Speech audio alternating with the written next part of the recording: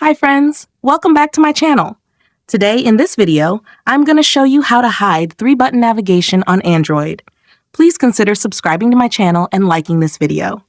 Let's get started, guys. Step 1. First, unlock your Nothing phone. Open the Settings application to find the Home Settings menu. Step 2. Now scroll down and locate the System option. It's typically located towards the bottom of the list. Tap on System to open the next set of options. This section controls a variety of settings on your device, including language preferences, system settings, and more.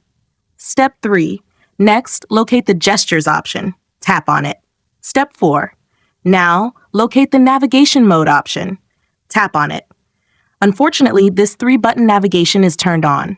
Step 5. For the last and most important step, select the Gesture Navigation option to turn it on instantly and hide the 3-button navigation.